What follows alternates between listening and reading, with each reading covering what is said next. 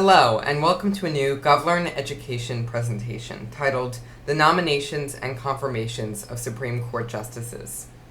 This is the first video we've had for GOVLEARN in quite a long time, and I've decided that given how timely this issue is, and especially given that we're in an election year, that I've decided to bring back GOVLEARN videos. So you should be expecting to see plenty more in the months leading up to the election and afterwards as well. Before I get into this, I would like to note that this presentation is dedicated to Associate Justice Ruth Bader Ginsburg. No matter if you agree or disagree with her politics or her decisions, her work both on and off the bench was truly remarkable. Shortly after Associate Justice Ginsburg passed, President Trump made a tweet on Twitter stating that, quote, "We were put in this position of power and importance to make decisions for the people who so proudly elected us, the most important of which has long been considered to be the selection of United States Supreme Court justices. We have this obligation without delay." This signifies that President Trump is looking for a new nominee to the United States Supreme Court, and that he's looking for it without delay, to quote him directly. So today I'd like to go into a quick history of the Supreme Court and discuss the processes of both the nomination and confirmation of Supreme Court justices. So first, let's get into a quick history of the United States Supreme Court. The beginnings of the ideas of a judicial branch were at the Constitutional Convention in 1787. Delegates that attended this convention established the parameters of a national judiciary as a third branch of government, in addition to the executive branch led by the president and the legislative branch led by Congress. However, they did not go into detail on this portion of the federal government as much as they did on establishing Congress and the presidency. However, a law passed by Congress titled the Judiciary Act of 1789 did go into a lot of detail on this system, and it established the United States Supreme Court. Originally on the court there were 6 justices. However, as time went on, the number increased, especially in 1869, when Congress raised the number to 9, which is the number that we have today. Justices were decreed to have been appointed by the President and thus then confirmed by the Senate, a process which I will get into more.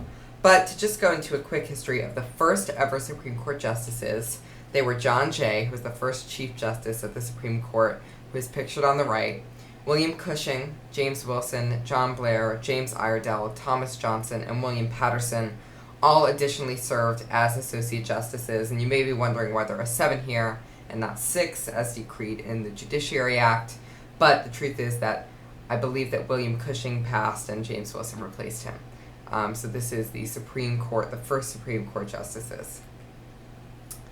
This is the current court. This is John Roberts' Supreme Court. John Roberts is the Chief Justice, and these justices are ranked by seniority. He was appointed by George W. Bush in 2005. Clarence Thomas is the most senior non-Chief Justice. He's an Associate Justice who was appointed by George H.W. Bush, George W. Bush's father, in 1991. Stephen Breyer, also an Associate Justice, appointed by Bill Clinton in 1994. Samuel Alito, an Associate Justice who was appointed by George W. Bush in 2006. Sonia Sotomayor, an Associate Justice of the Supreme Court, appointed by Barack Obama in 2009. Elena Kagan, Associate Justice, appointed by Barack Obama in 2010. Neil Gorsuch, who is an Associate Justice who was appointed by President Trump to replace Associate Justice Antonin Scalia in 2017. I'll get into the details of this later when I discuss Merrick Garland and the confirmation process.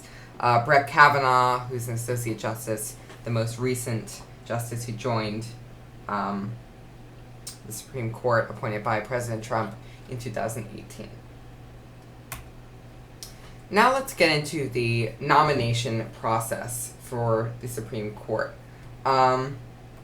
This entire process is set out in Article 2, Section 2, Clause 2 of the United States Constitution, in a clause titled the Appointments Clause, which states that both cabinet officials and Supreme Court justices are nominated by the President and must be confirmed for appointment by the United States Senate. in their respective committees, which I'll get into once we get to the confirmation process. But right now I'm just going to discuss the vetting process, as a matter of fact, for a Supreme Court justice by the president. Pictured on the right is President Trump and Associate Justice Gorsuch delivering a joint statement once Gorsuch was announced as a nominee to the Supreme Court. So upon the election of a new president of the United States, a bunch of White House staff and the president's staff prepare profiles of possible candidates for the Supreme Court. So there's already a short list for running for the Supreme Court even before there are any vacancies, so that in the case of a vacancy, they are prepared and it won't take a long time to find a nominee. Oftentimes, presidents include both well-known, famous national figures. These could be senators, these could be politicians, or less well-known individuals, minor judges, and they will determine which is the best course of action. They read through plenty of published rulings, articles, speeches, and other material to get an idea of these potential nominees' values and views on constitutional issues. In addition, of course, age, health, race, gender, and education, as well as the chances of them getting confirmed by the Senate, are all also taken into account. Once the Supreme Court vacancy opens, the president discusses with his or her staff, who to name as the nominee, of course, and senators also discuss with the president and who they think should be nominated. Of course, the president has to have a healthy dialogue with Congress in order to make the process smoother. After a first choice is decided, the candidate has to, of course, undergo plenty of background checks by the FBI and the CIA, interviews with the president directly, with the president's staff, and then the formal announcement comes in front of national press. The vetting process for the Supreme Court has become increasingly more publicized in recent years than it was in the past. It was a pretty quiet process, I would say, prior to the arrival of national media and organizations. And now, of course, on the news, you'll see plenty of discussions of shortlists and, of course, announcements from the president and the president's office. And, of course, a joint speech or statement from them before they head in for the confirmation process, which I will get into now. But before I get into that, I would like to say that in terms of ideology on the Supreme Court, it is often not like what you see on the news. You see people discussing liberal justices and conservative justices. As a matter of fact, this isn't truly the case with Supreme Court justices on the Supreme Court. Yes, these Supreme Court justices may hold values that are liberal or conservative, but plenty of times what is discussed in the ideologies of the Supreme Court is whether they are an originalist or a living constitutionalist. For example, Ruth Bader Ginsburg was a living constitutionalist, which means that she believed that the Constitution was meant to be interpreted with the times, and that the Constitution is a living document and that it evolves with the times. However, originalists, such as Antonin Scalia, who was replaced by Neil Gorsuch, believe that the Constitution is meant to be interpreted exactly as it was meant to be interpreted when it was written in 1787, and when all the amendments were then written. And that, for example, the right to bear arms, this in a well-organized militia, of course, the Second Amendment, this is a amendment to the Constitution that has been up for debate for decades, and originalists would say, yes, everyone can bear arms because everyone is their own militia in a way, whereas nowadays, living constitutionalists would say, okay, well, the times have changed. Maybe the right to bear arms isn't as broad as one would expect. And the point I'm trying to make here is that oftentimes people try to politicize the Supreme Court a lot more than it truly is. Even though there is a lot of politics involved, it isn't as divided as at least more than 96% of cases in the Supreme Court are unanimous decisions, and very few are votes along party lines. So let me move forward into the confirmation process. And just like the nomination process, this has become much more publicized. You will see hearings broadcasted whenever they are on the various national news outlets and likely local news outlets as well. The Judiciary Committee is the committee that is designated as the committee for first reviewing Supreme Court justice appointments. For instance, if a Secretary of State was nominated, the Secretary of State handles mostly foreign affairs and foreign policy. So they will be sent to the Foreign Affairs Committee for a smaller group of senators interviewing this person during hearings. For the Supreme Court, this would be the Judiciary Committee. So it's a smaller group of senators. These hearings are often very publicized. The most publicized hearings, this is 48 hours of hearings. This is more than any other. The closest behind it, in terms of how long the hours were, was Robert Bork, who was not confirmed in 1987. He was nominated by Ronald Reagan. 30 hours of hearings for this nominee in the past. He was not confirmed, and Anthony Kennedy was named as the replacement nominee for the Supreme Court. Brett Kavanaugh had 48 hours of testimony, which is by far a lot more, especially compared to Neil Gorsuch, who received 20 hours, also a Trump appointee, and a total of 1,278 questions were asked of Brett Kavanaugh. This is mostly because during this hearings, many women, most notably Christine Blasey Ford, who testified to the Senate, accused Judge Kavanaugh of sexual assault and rape.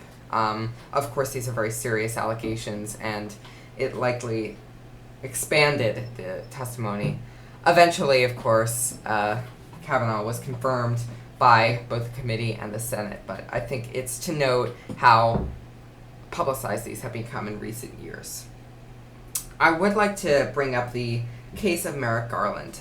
In 2016, Antonin Scalia, an Associate Justice on the Supreme Court, did pass away, and President Barack Obama named Judge Merrick Garland as the nominee. This nomination was highly contested by the Republican Party, as Barack Obama is what many call a lame duck president, which means that he is outgoing and that he is not running for re-election. This couldn't mean that he would be trying to appoint anyone he wants, and many believe that it is not in the public interest to have a lame duck president appoint a nominee to the Supreme Court. The Republicans in the Senate championed this philosophy, and there were 0 hearings and 0 questions asked of Merrick Garland. Time passed. President Obama transitioned the power to President Trump. President Trump named Neil Gorsuch as the nominee, and Neil Gorsuch was confirmed to the Supreme Court. Yes. Previously, there were 60 out of 100 votes, so 60 to 40, the vote needed to be for a Supreme Court justice to be confirmed. In 2017, when Neil Gorsuch was appointed, this was overrun by Senate Republicans who went with the, quote, nuclear option, which made it so that only 51 votes, or a exact majority, were required to pass a nominee. And this has been the case, especially in the Kavanaugh hearings, which was an even closer vote than the Gorsuch hearings.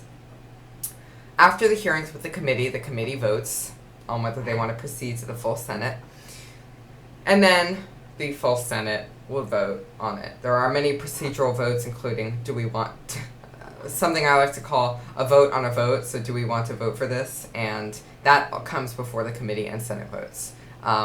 These are called procedural votes, and they're often unanimous, except when the nomination is contested, as it was during the Kavanaugh nomination. So this is the confirmation process. Let's see the SCOTUS, or the Supreme Court of the United States' shortlist. This is President Trump's main potential nominees to the Supreme Court. And this is who will replace Ruth Bader Ginsburg, who, as many affectionately called her, the Notorious RBG. The leading contender, you will see this plastered on headlines across the country, is Amy Coney Barrett, who was a United States Circuit Judge. Most notably, a woman. President Trump reportedly wants to name a woman to the seat, especially given that Ruth Bader Ginsburg was a woman. Barbara Lagoa and Allison Jones Rushing, who are both also U.S. Circuit judges, are also women as well. So you could see that the president does want to name a woman to the Supreme Court. However, Amol Tapar, who is also a possible contender, is Indian, so he would be the first Indian member of the Supreme Court. Indian American, of course, and he was named to the U.S. Circuit after Neil Gorsuch ascended to the Supreme Court, so they'd be representing the same area. Stay tuned, especially in the news, as President Trump said, given that he said in his tweet as soon as possible that he will likely be naming a nominee within the week, and the nomination process and the confirmation process will likely resume too in the Senate. So yes, stay tuned both for the Supreme Court nominations, but also stay tuned for more content from GOVLEARN, specifically election content. If the Supreme Court confirmation process continues and becomes even more highly publicized, it is possible that we will do a successor episode to this episode on the nomination and confirmation process. We can go into more depth or take a more current events lens and analyze President Trump's pick or potential picks and the troubles that they will have to go through to get nominated. Thank you so much for watching, and stay tuned for more.